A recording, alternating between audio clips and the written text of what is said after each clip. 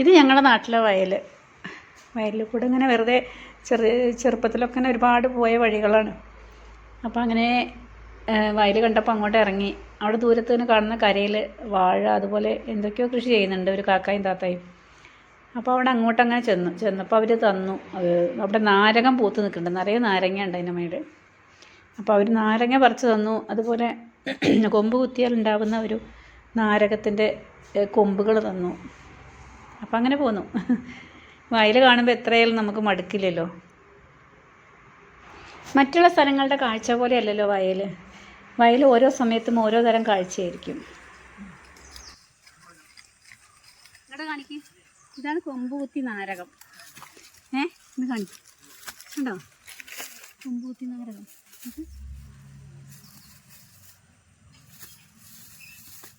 ഉണ്ടോ?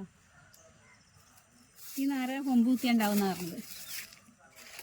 അപ്പോൾ ആര് തന്നതാ? എങ്ങനെയുണ്ട്?